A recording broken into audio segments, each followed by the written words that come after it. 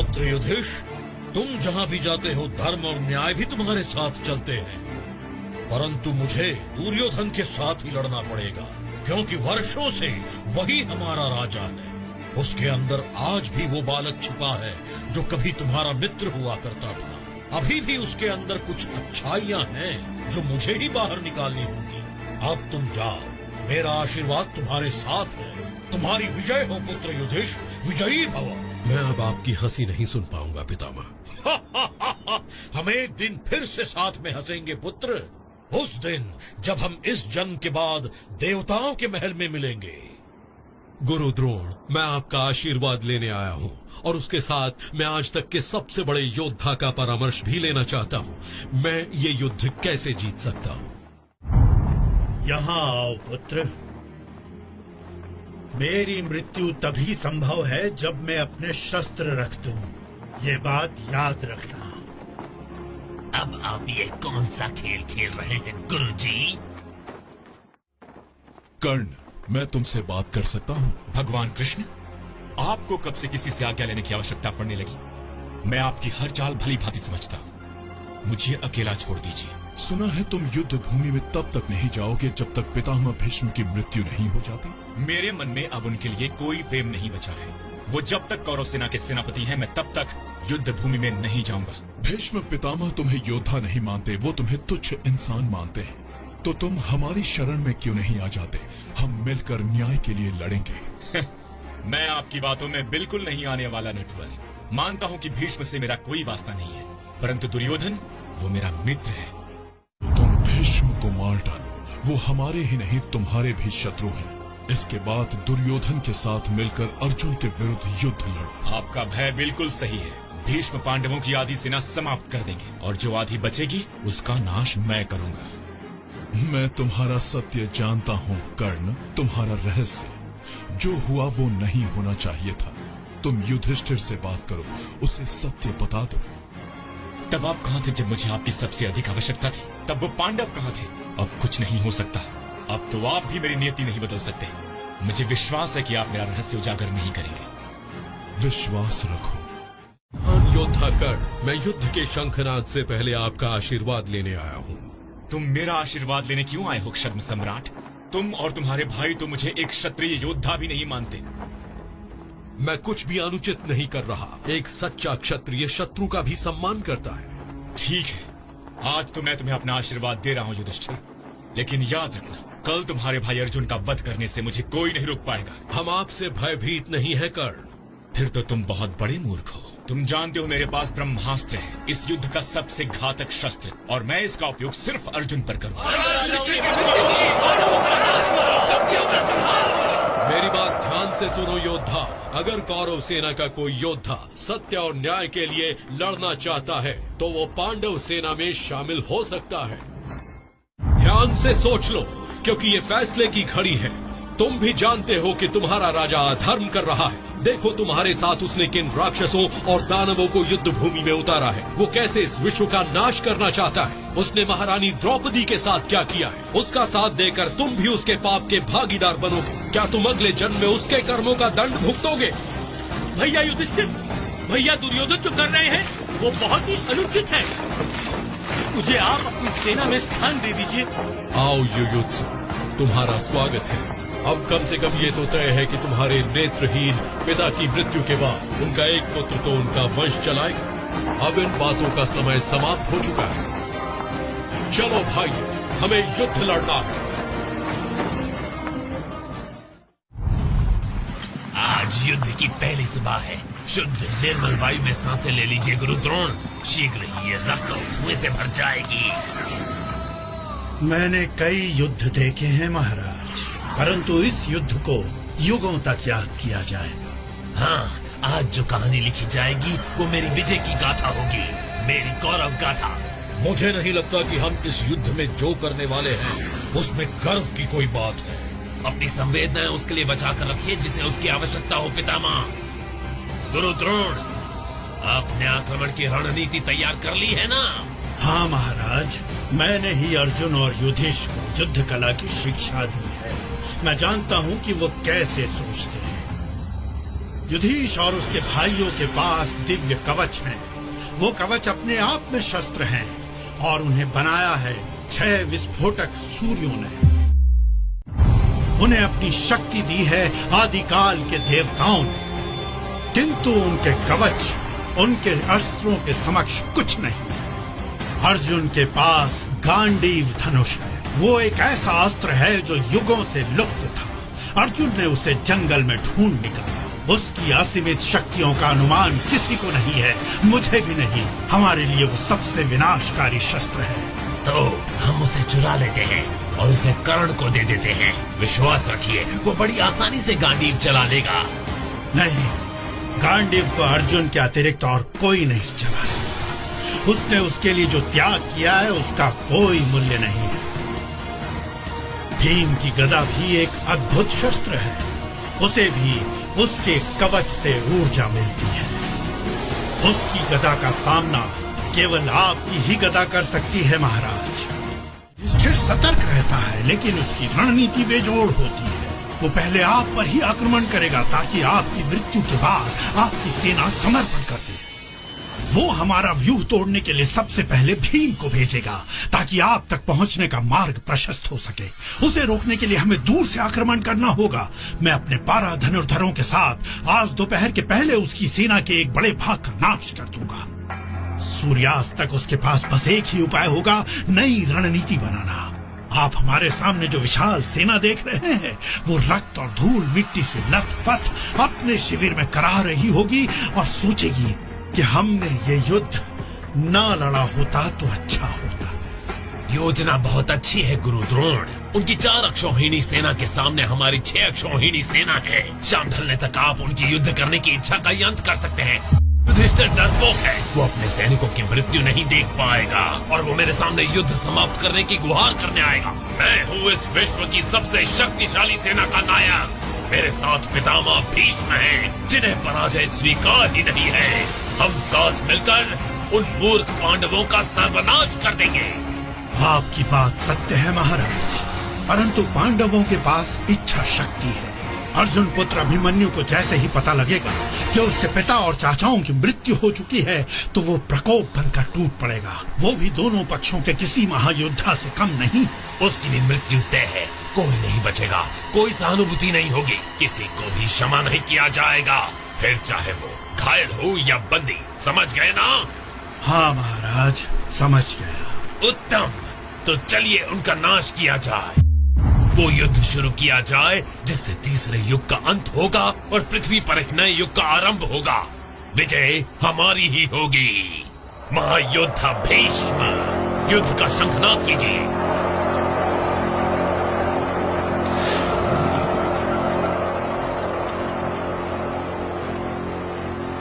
ऊंचे स्वर में, उनकी तरफ से कोई उत्तर नहीं दिया जा रहा है। और ऊंचे स्वर में पितामह, इस युद्ध के शंखनाद की ध्वनि देवताओं तक पहुंचनी चाहिए। उन्हें भी तो पता लगे कि एक नया दिन शुरू होने वाला है। रात जितना स्याह। समय आ गया है अर्जुन, अपनी सेना को युद्ध आरंभ करने का आदेश दो। अर्जुन, किस दुविधा में हो? प्रभु, मुझे आपसे कुछ कहना है। आप मुझे यहां से कहीं और ले चलिए, युद्ध भूमि से दूर, ऐसे स्थान पर जहां शांति हो। अर्जुन, पांडव सेना युद्ध में उतरने के लिए तुम्हारे आदेश की प्रतीक्षा कर रही है। उनका भविष्य तुम्हारे निर्णय पर टिका है। सोचकर निर्णय लेना। दुर्योधन भी देख रहा है, उसे तुम्हारी ये हिचक कहीं तुम्हारी निर्बलता ना लगे। हे प्रभु कृष्ण, मैं जो युद्ध करने जा रहा हूं उसका परिणाम सिर्फ मेरे लिए ही नहीं परंतु आने वाली कई पीढ़ियों के लिए बहुत बुरा होगा। मैं उससे पहले देवी मां का आशीर्वाद लेना चाहता हूं। हे मां दुर्गा, शक्ति और सर्वनाश की देवी, दानवों का नाश करने वाली, बुद्धि स्वरूपा, आज मैं आपसे प्रार्थना करता हूं। ये अर्जुन क्या कर रहा है? अब कौन सी चाल चल रहा है ये? हे देवी मां, आप तो न्याय की देवी हैं। मुझे सही मार्ग दिखाइए और मुझे शक्ति दीजिए। ये क्या विपत्ति है? आसमान से रक्त की वर्षा हो रही है। देखो, वो अर्जुन है। अवश्य ये उसी का कार्य है। ये उसकी कौन सी चाल है? अर्जुन, जो करना है कर लो। जितने देवी देवताओं का आशीर्वाद लेना है ले लो, परंतु तुम्हें कोई नहीं बचा पाएगा। रक्त की वर्षा होने दो, हम सभी को लाल रक्त से नहला दो, परंतु ध्यान रहे ये देवताओं के आंसू हैं, क्योंकि उन्हें पता है कि मैं उनकी वेदी पर किसकी बलि देने वाला हूँ। देवी ने अर्जुन की प्रार्थना सुन ली है, पूरा आकाश लाल हो गया है। दुर्योधन की सेना पर तो रक्त बरस रहा है, परंतु अर्जुन के आसपास वो रक्त लाल पुष्पों में बदल रहा है। इस युद्ध में मुझे विजय का मार्ग दिखाइए, मेरे शत्रुओं को परास्त कीजिए। रक्त वर्षा थम गई है। उनकी ओर देखिए प्रभु कृष्ण, लाखों सैनिक युद्ध के लिए तैयार हैं। वो सभी तुम्हारे हाथों वीर गति पाना चाहते हैं। वो महान योद्धा हैं। वो युद्ध में मृत्यु प्राप्त करके इस तृतीय युग की समाप्ति के साक्षी बनना चाहते हैं। भला तुम उन्हें इस महायुद्ध की अमर कहानी का एक भाग बनने से कैसे रोक सकते हो अर्जुन?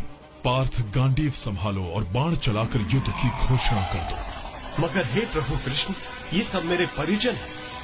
ये सब के सब मेरे संगी साथी हैं, मेरे गुरु हैं। वो गुरु जिन्होंने मुझे शक्ति की शिक्षा दी है, साहस की शिक्षा दी है। बताइए प्रभु, क्या इनके जैसे महानायकों की हत्या करने का अर्थ ये नहीं कि हम अपने लिए ही नहीं बल्कि संपूर्ण विश्व की मानव जाति के लिए तबाही और विनाश को निमंत्रण देंगे? वो हमारी सेना देखकर डर गया है। ये क्या, अर्जुन किस दुविधा में है? मुझसे ये नहीं होगा युगेश्वर। इतने निर्दोष लोगों की मृत्यु का उत्तरदायी कौन होगा? उठो प्रिय पार्थ और खड़े हो जाओ, धीरज दिखाओ और नई सुबह का स्वागत करो। तुम्हारे अलावा क्या कोई और है जो युगों के बीच आई दरारों को मिटा सके? ये तृतीय युग का आखिरी युद्ध है और आने वाले अंधकार युग का पहला युद्ध। तुम एक महान योद्धा हो अर्जुन, तुम्हारा धर्म ही है युद्ध करना। मुझे देखो पार्थ, मेरी आंखों में देखो। समय आ गया है कि मैं तुम्हें अपना विराट रूप दिखाऊं। देखो, वो शाश्वत सत्य देखो जो था, है और अनादिकाल तक रहेगा। यही है मेरा असली रूप। अब उठो पार्थ, गांडीव संभालो। तुम एक योद्धा हो और योद्धा का धर्म है युद्ध करना। तुमने मेरा वो विराट रूप देखा है जिसमें सबकी भूमिकाएं तय है। मैं शब्दों में उसका बखान नहीं कर सकता, परंतु मैं समझ गया हूं कि युद्ध क्यों आवश्यक है और इसका अर्थ क्या है। मैं समझ चुका हूं। नहीं मित्र अर्जुन, तुमने जो देखा है उसे पूरी तरह समझ नहीं पाए हो, परंतु समय आने पर समझ जाओगे। विश्वास रखो, मैं तुम्हें सही मार्ग दिखाऊंगा। मुझे युद्ध भूमि में ले चलिए केशव। गांडीव पर प्रत्यंचा चढ़ा लो। युद्ध आरंभ हो। महाराज युधिष्ठिर की जय हो, शूरवीर अर्जुन की जय हो।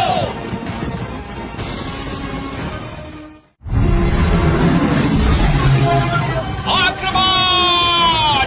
महाराज दुर्योधन की जय हो, विजय हो। महान धनुर्धरों को प्राथमिक आक्रमण के लिए तैयार किया जाए। मैं आकाश मार्ग से विमानों का संचालन करता हूँ। आप 12 लोग महाराज दुर्योधन के सर्वोत्तम धनुर्धारी हैं। अपने एक बार से शत्रु के कई सैनिकों को मार सकते हैं। धनुष उठाइए और निशाना साधिए। आक्रमण!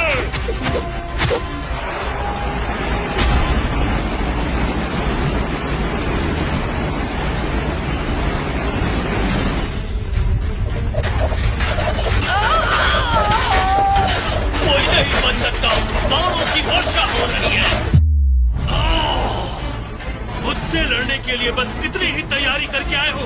धींगे तो बड़ी बड़ी हाँक रहे थे, किंतु आक्रमण किया तो इतना हल्का सा। इससे मेरा क्या होगा दुर्योधन, क्योंकि मैं भीम हूँ, पराक्रमी योद्धा। बलशाली योद्धा निर्बलों को मकोड़ों की तरह मसल देते हैं।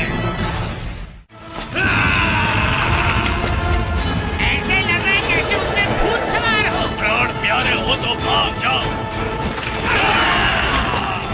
धनुर्धारियों, अब हमें भीम पर प्रचंड आक्रमण करना है। पहले उस पर अग्नि बाण से आक्रमण करेंगे, फिर उसे परमाणु अस्त्र से समाप्त कर देंगे।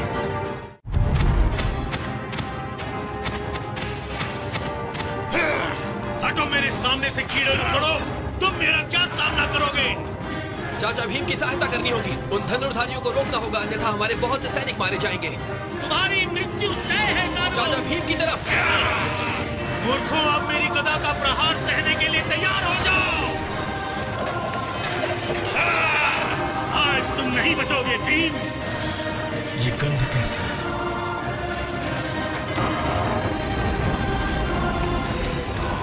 परमाणु अग्नि ने उसे भस्म कर दिया है। बाणुओं में से एक भाई की मृत्यु हो गई है। संभव, इस अग्नि से कोई नहीं बच सकता था। तुम्हारी सेना मुझे नहीं रोक सकती, तुम्हारे बाण मुझे हानि नहीं पहुंचा सकते, तुम्हारी अग्नि मुझे नहीं जला सकती, मुझे कोई नहीं रोक सकता। शीघ्र चलो, चाचा भीम उन्हें खदेड़ रहे हैं। हम दूसरे धनुर्धारियों पर आक्रमण करते हैं।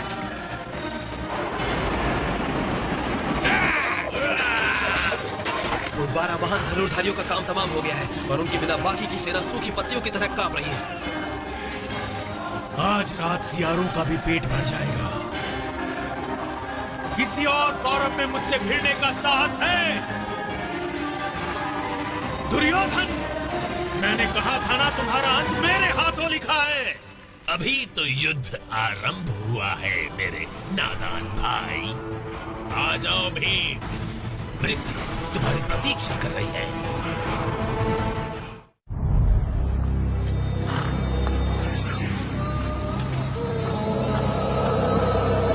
योजनाएं युद्ध नहीं जीतती, अस्त्र भी युद्ध नहीं जीतते, ना ही सेनाएं युद्ध जीतती।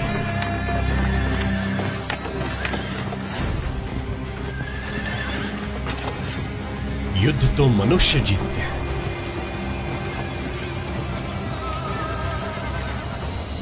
और अगर समय पर दुर्योधन ये बात समझ लेता तो मैं शायद अभी जीवित नहीं होता।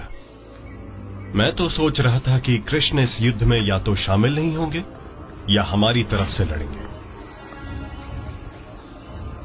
परंतु जब मुझे पता लगा कि हमें उनसे सहायता मांगनी पड़ेगी तो मेरे होश उड़ गए। और जब मुझे ये पता लगा कि दुर्योधन कौरव सेना के लिए उनकी सहायता लेने निकल पड़ा है, तो मैं भी आंधी तूफान की गति से द्वारका की ओर चल पड़ा। मैं तो कल्पना भी नहीं कर सकता कि मैं युद्ध में अपने सबसे प्रिय मित्र के विरुद्ध लड़ूंगा, मगर ये युद्ध सबसे अलग है, सबसे विचित्र है। मैं जानता हूं कि इस युद्ध में मुझे अपने गुरुओं, अपने पुराने मित्रों और उन योद्धाओं के विरुद्ध लड़ना होगा जिनका मैं सम्मान करता हूं, किंतु कृष्ण, उनके विरुद्ध युद्ध मैं सोच भी नहीं सकता। मैं जंगलों के बीच से होता हुआ द्वारका की ओर बढ़ता जा रहा था। ये सोच रहा था कि सब कुछ चल रहा है। मेरे मन में तो ये भी आ रहा था कि मेरे ही अस्त्रों से आग लगी है। क्या ऐसा संभव है? किसी भी युद्ध में सबसे गहरे घाव किसी अस्त्र या शस्त्र से नहीं लगते। नारायणी सेना, विश्व की सर्वश्रेष्ठ सेना, अनाथ और समाज के दुत्कारे हुए लोगों की वो सेना जिन्हें कृष्ण ने सर्वश्रेष्ठ बना दिया है, वो कभी कोई युद्ध नहीं हारी है, परंतु केशव ने उसे बहुत कम युद्ध लड़ने दिए हैं। मैंने उसे हराने की बात अपने मन से निकाल दी और उस बात पर ध्यान देने लगा जो मुझे तत्काल करनी थी, मगर वो इतना सरल नहीं था। तुम यहां क्या कर रहे हो? तुम्हें उससे क्या? श्री कृष्ण अभी ध्यान में है, आप यहां से हट जाओ सामने से।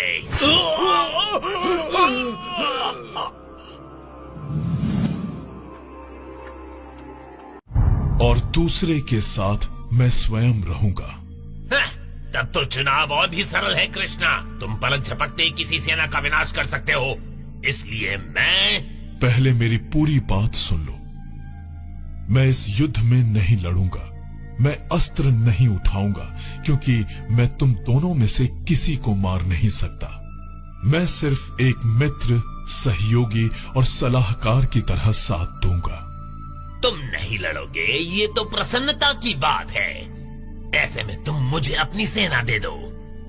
अर्जुन मेरे मित्र, आप मेरे साथ रहेंगे तो मुझे और क्या चाहिए? माना कि आपकी सेना बहुत ही... परंतु इस युद्ध में तुम्हारी पराजय तो तय है। और हाँ, इस तरह से युद्ध शीघ्र समाप्त हो जाएगा।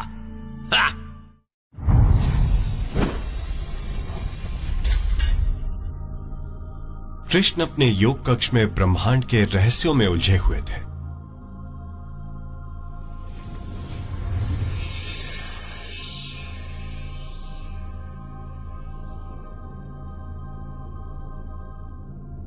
दुर्योधन राजा था, इसीलिए वो उनके सिर के पास खड़ा हो गया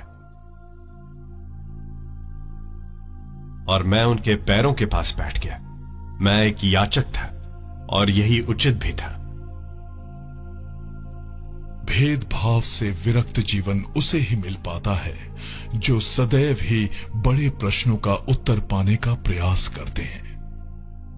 मुझे तो सदा से ही मनोरंजन पसंद है।